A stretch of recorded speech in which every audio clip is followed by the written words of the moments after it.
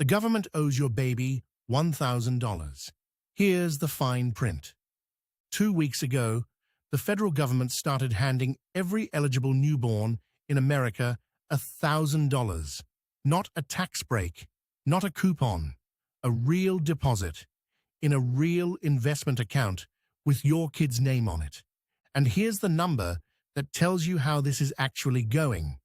More than 4 million kids have been signed up, but only about 1 million have actually claimed the $1,000.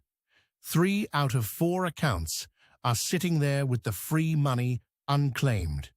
Somewhere right now, a very patient $1,000 bill is waiting for paperwork. So today, how these new accounts really work, the tax catch almost nobody reads down to, and the one question that matters more than should I open one? Because that question has a boring answer, and the interesting question is hiding right behind it. Stay for the part where your kid turns 18, because that's where this gets genuinely spicy. Start with the rules, because the rules are short. They're called Trump accounts, launched July 4th. If your child was born between January 2025 and the end of 2028, and they're a U.S. citizen with a Social Security number, the government will put $1,000 into an investment account for them. Kids born outside that window can still open the account. They just don't get the free $1,000. There's even a side door for older kids. A charitable foundation is dropping $250 into accounts for children 10 and under in certain zip codes. But, and here's the first thing the headlines skipped, nobody mails you this money.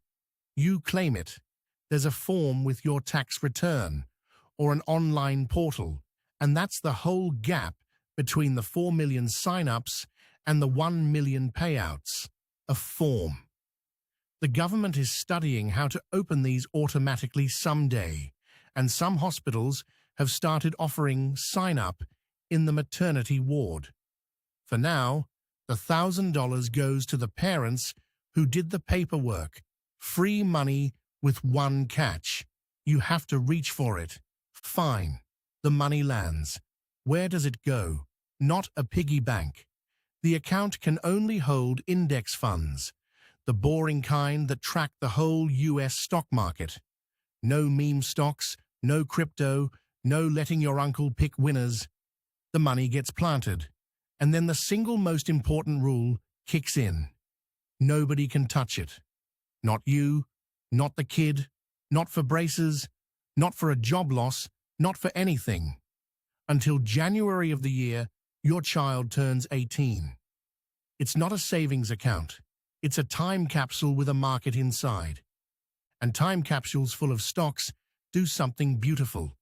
At historical-ish returns, call it 7% a year, money doubles roughly every decade.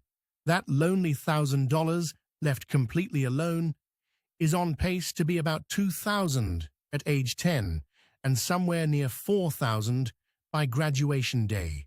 Nice. Not life-changing, but the seed was never the point. The account is a container, and the container holds up to $5,000 a year from parents, grandparents, anyone. Fill it every year, and one widely cited projection puts the balance around $143,000 by 18, assuming 6% growth. From boring index funds and a birthday. And there's a move inside the move. Your employer can put in up to $2,500 a year. And it doesn't count as your taxable income. That's a raise that skips the tax line on its way to your kid. If your company offers it, that's the closest thing to a legal cheat code in this whole program. At this point, it sounds like the government invented free compound interest, and the only losers are people who hate forms, which is exactly when you should get suspicious. So let's read the part. Nobody reads. The tax rules. Here's the catch, and it's a real one. This account behaves like a traditional retirement account wearing a baby onesie. The money you put in after taxes comes back out untaxed. Fine. But all the growth, plus the government's 1,000, plus anything your employer added, gets taxed as ordinary income when it comes out.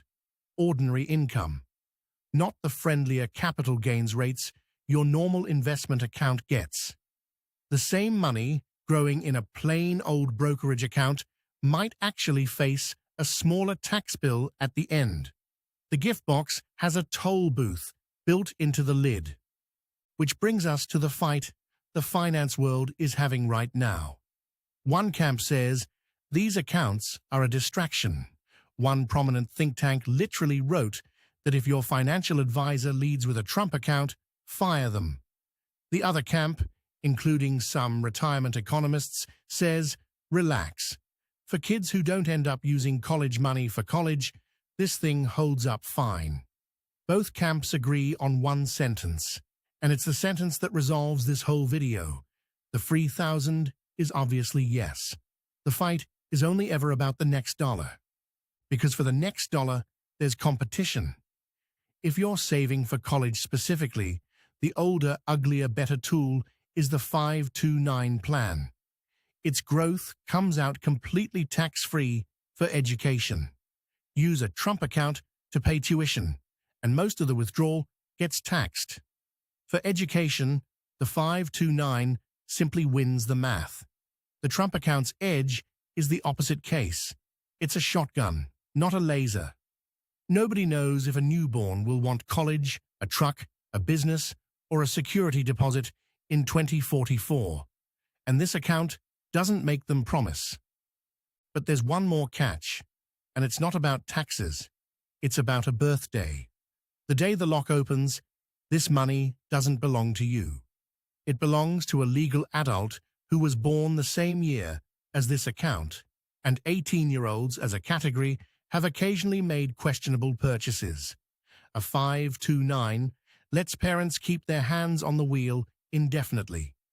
This account hands over the keys the moment the law allows. Whether that's a flaw or the entire point depends on whether you think the kid is the risk or the plan. So here's the whole thing in 3 moves. Move 1. If your kid was born 2025 through 2028, claim the $1,000. It's the highest return form in America. 3/4 of signed-up families still haven't finished the job. Move 2. If your employer offers the $2,500 match, take it. Tax-free compensation is rare enough to treat like a solar eclipse. Move 3. For every dollar beyond that, pick the container to match the mission. 529 if the mission is college. This account, if the mission is, I genuinely don't know yet, grow quietly for 2 decades. And maybe put a reminder in your calendar for 17 years from now, because the real final exam isn't the paperwork. It's raising the kind of 18-year-old who sees $4,000 unearned dollars and doesn't immediately buy a jet ski. The account compounds the money. Somebody still has to compound the kid. Next time, the news says inflation is finally cooling. So why does every single receipt still feel like an insult? The answer is a trick of arithmetic your brain refuses to do. Same drawings, worse news.